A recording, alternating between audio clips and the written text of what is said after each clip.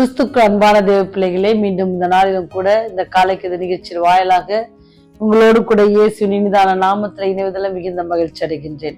இந்த நாள் நமக்கு வருகிற செய்தி எங்க இருந்து அப்படின்னு சொன்னா, சங்கீதம் 93 அதிகாரம் 4வது வசனம். திரளான தண்ணீர்களின் இறைச்சலை பார்க்கிலும் சமுத்திரத்தின் வலிமையான அலைகளை பார்க்கிலும் கர்த்தர் உன்னதத்தில் வல்லமை உள்ளவர். நீங்க பாத்தீங்கன்னு சொன்னா இயற்கையை ஒவ்வொரு காரியத்தை பார்த்தீங்கன்னு சொன்னா நமக்கே பிரமிப்பா இருக்கும். ஒருவேளை பெரிய அந்த கடல்ல கொஞ்ச நேரம் நின்று பாருங்க, அது அலைகள் ஒன்றன் பின் ஒன்றாக ஓடி ஓடி வரும் பொழுது ஆச்சரியமா இருக்கும். ஒரு அதுல இருந்து பெரிய அலைகள் ஒண்ணு எழும்ப அல்லது சுனாமி வர்றது பாருங்க.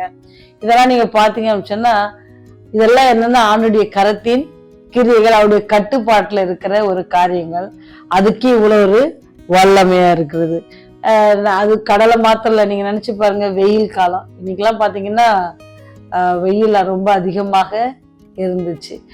அந்த மாதிரி ஒவ்வொரு காலகட்டம், ஒரு பனி காலம் எடுத்துக்கிட்டீங்க அப்படின்னு சொன்னா அது நிறைய பேரால தாங்க முடியாது. அப்பேற்பட்ட பனி பெய்கிறது. மழை காலம், இதெல்லாம் என்னதுன்னா இயற்கை. இதை யாராவது செஞ்சு எங்கேயாவது கடையில விற்கிறாங்க அப்படின்னு சொன்னா கண்டிப்பா கிடையாது. இதெல்லாம் இயற்கை. இது எல்லாமே ஆணுடைய கட்டுப்பாட்டுக்குள்ள இருக்கு. இதே நமக்கு பிரமிக்கத்தக்கதாக இருக்குது அப்படின்னு சொன்னா, இவைகள் வாழ்க்கையில நமக்கு ஏற்படுத்துகிற சேதங்கள் அதிகமாக இருக்கும். சில நேரம் அதனால நமக்கு நன்மையான காரியங்களும் ஏற்படுகின்றது. இப்படி இருக்கும்போது பாத்தீங்கன்னு சொன்னா, நீங்க பெரிய நீர்வீழ்ச்சிகள், இந்த நீர்வீழ்ச்சியில இருந்து விழுகிற தண்ணீர், அந்த தண்ணி என்ன செய்யும் அப்படின்னு சொன்னா, அப்படியே அங்க இருக்கிற பாறையில எல்லாம் என்ன செய்யும், அப்படியே கரைச்சு கொண்டே போகும் நாளுக்கு நாள். அன்னைக்கு ஒரு செய்தி பார்த்தபோது ரொம்ப மனசு கஷ்டமா இருந்துச்சு. சடனா பெரிய நீர்வீழ்ச்சியில எல்லாருமே குளிச்சுட்டு இருந்தாங்க. சடனா பெருசா ஒரு தண்ணி கீழே கொட்டதுல அந்த ஒரு வாலிப பையன் என்ன செஞ்சு மறித்து போனதாங்க. அதனுடைய வல்லமை, அதனுடைய சீற்றம் அதிகமாக இருக்கிறது. ஆண்டவர் படைத்த காரியங்கள், ஆண்டவர் உருவாக்கின காரியங்களை அப்படி ஒரு உச்ச கட்டத்துல இருக்கும் பொழுது அதை உருவாக்கியவர் எப்படிப்பட்டவராக இருக்கிறார். அவர் உன்னதத்திலே வல்லமை உள்ளவர். நம்ம ஆராதிக்கிற தேவன் யாரு? ரொம்ப வல்லமை உள்ளவர். அதனாலதான் அவர் சொன்னாரு, நான் சொல்லாகும், அது நான் கட்டளையிட நிற்கும். காற்றை கடலே அமர்ந்துரு அப்படின்னு சொன்னாரு. அப்பேற்பட்ட அவ்வளவு அகோரமாக வீசிய காற்று அல்லது புயல் எல்லாமே அப்படியே என்ன செஞ்சுன்னா நின்றது. நம்ம அவர் வல்லமை உள்ள கர்த்தரை நம்ம ஆராதிக்கிறோம். அதனால அவரை மீறி, அவருடைய கரத்தை மீறி நம்ம என்ன செய்ய முடியாது, எதுவும் நம்மை ஆட்கொள்ள முடியாது. நாம என்ன செய்யணும்னு சொன்னா அவருடைய கரத்துக்குள்ள அடங்கி இருக்கணும். ஏன்னா நம்ம வணங்குற தேவன் வல்லமை உள்ள தேவன். அவர் உங்களை சிருஷ்டிக்கிறார். இந்த இயற்கையில பார்க்கிற ஒவ்வொரு காரியத்தை உருவாக்கின அவர் நம்மளை எப்படி உருவாக்கிறது சொன்னா, அவருடைய சொந்த சாயலாக நம்மை உருவாக்கி இருக்கு. அப்பேற்பட்ட வல்லமுள்ள தேவன் நம்மோடு கூட இருக்கும்போது நம்ம எதை குறித்தும் பயப்பட தேவையில்ல. ஏன்னு சொன்னா, நீங்க வஞ்சியாதபடிக்கு நேற்று நம்ம படிச்சது போல நாம யாராலும் என்ன செஞ்சிடக்கூடாது, வஞ்சிக்கப்படாதபடிக்கு எச்சரியா இருக்கிற இந்த காலகட்டத்துல நமக்கு தருகிற இன்னொரு பலமான ஒரு செய்தி என்னன்னு சொன்னா, நாம் ஆராதிக்கிற தேவன் வல்லமை உள்ளவர். சர்வத்தையும் ஆள அவர் வல்லமை உள்ளவராக இருக்கிறார். அப்படி ஒரு வல்லமை உள்ள கரத்துல நம்ம ஒப்பு கொடுப்போம் அப்படின்னு சொன்னா, நம்ம எந்த ஆபத்துக்கும் நம்ம பயப்பட தேவையில்லை. அப்படி நம்ம ஒருவேளை மாட்டிக்கொண்டால் நம்மை மீட்டெடுப்பதற்கு அவர் என்ன செய்வாரா, அவர் ஓடோடி நம்மை மீட்க வல்லவராக இருக்கிறார் அப்படின்னு சொல்றதுல எந்தவித இதுவும் இல்லை. ஏன்னு சொன்னா, அவர் வல்லமை உள்ள தேவன் அப்படின்றது அநேக உதாரணங்கள், அவர் ஊழியர் செய்த காலத்துல அநேக அற்புதங்கள்.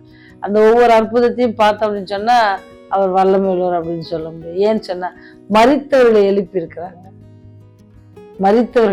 எழுப்பியிருக்கிறாங்க. அது ரொம்ப வல்லமை உள்ளது. இது அவருடைய ஊழிய காலம். அவருடைய சிருஷ்டிப்பு எடுத்தீங்கன்னு சொன்னா வார்த்தையினாலதான். பெரிய காரியம் செய்யல, வார்த்தையினால வெளிச்சம் உண்டாக கடவுது அப்படின்னு சொன்னாரு, வெளிச்சம் உண்டாயிற்று. அப்பேற்பட்ட வல்லமையுள்ள தேவன். பகலையால சந்திரனையும் சூரியனை எல்லாத்தையும் வார்த்தையினாலே படைத்த தேவன். அப்பேற்பட்ட வல்லமை உள்ள தேவனை நீங்க பக்கபலமா கொண்டீங்க அப்படின்னு சொன்னா நமக்கு என்ன இல்லை, பயம் இல்லை. எந்த குறித்து நம்ம பயப்படாதபடிக்கு நம்ம ஆராதிக்கிற தேவன் வல்லமை உள்ள தேவன். நம்ம நோக்கி வருகிற எல்லா பிரச்சனையும் நீக்கி போட அவர் வல்லவராயிருக்கிறார் அப்படின்னு சொல்லி அவரை நீங்க நம்பி அவரை விசுவாசித்து உங்களுடைய வாழ்க்கையை அவருடைய கரத்துல ஒப்பு கொடுப்பீங்கன்னு சொன்னா உங்களை பொறுப்பாய் வழி நடத்த அவர் காத்து கொண்டிருக்கிறார். ஜெபம் செய்வோம். எங்களை அதிகமாய் நேசித்து எங்களை வழிநடத்துவதான பரலோக தந்தை, இந்த நாளிலும் கூட ஆண்டவரே, நாங்கள் ஆராதிக்கிற தேவன் வல்லமை உள்ளவர் என்பதை நாங்கள் உணர்கிறோம் சாமி. ஒவ்வொரு நாளும் எங்களை பாதுகாத்து பராமரித்து வழிநடத்தி வருகிற அதற்காக நன்றி செலுத்துகிறோம் ஆண்டவரே. இந்த எங்களை எதிர்நோக்கி இருக்கிற பிரச்சனை குறித்து நாங்கள் சோர்ந்து போகாதபடிக்கு தகப்பனே, ஒவ்வொரு நாளும் உடைய அன்பில நாங்கள் நிலைப்பட நீங்க கருவை செய்யுங்க. ஆகாயத்து பறவை நீங்கள் போஷிக்கிறீங்க சாமி, அதற்காக அதே போல அவர்களை காட்டிலும் எங்களை விசேஷமாக பாதுகாத்து வரீங்க சாமி, அதற்காக நன்றி செலுத்துகிறோம். இந்த வழியிலும் கூட கர்த்தாவே, எங்களுடைய கருத்துல ஒப்பு கொடுக்கிறோம் சாமி, நீர் பொறுப்பேற்றுக் கொள்ளுங்க. நாங்கள் ஒரு நாளும் சோர்ந்து போகாதபடிக்கு, பிரச்சனை கண்டு அதிரப்படாதபடிக்கு நீர் எங்களை பாதுகாத்துக் கொள்ளுங்க. இந்த உலகத்துல ஏற்படுகிற ஒவ்வொரு வியாதிகளை கண்டு நாங்கள் பயந்து விடாதபடிக்கு, ஆண்டவரே, நீங்கள் உண்மை நம்புகிற பிள்ளைகளை ஒரு நாள் நீங்கள் கைவிடுவது இல்லை என்பதை நாங்கள் உணர்ந்தவர்களாக ஜீவிக்க எங்களுக்கு உதவி செய்யுங்க சாமி. உடைய ராஜ்யம் வரும்பொழுது ஆண்டவரே, பாவிலாக எங்களை நினைத்தள்ள வேண்டுமாய் கெஞ்சி மன்னாடுகிறோம் சாமி. என்னுடைய பாவங்கள், குற்றம், குறைகள் எல்லாவற்றையும் ஒரு விஷயம் மன்னித்து சாமி, உடைய ராஜ்யத்தில் பிரவேசிக்கிற பெரிய பாக்கியத்தை எங்களுக்கு தர வேண்டுமாய் இயேசுவின் வழியாய் ஜெபிக்கிறோம் ஜீவனுள்ள நல்ல தகப்பனே. ஆமென்.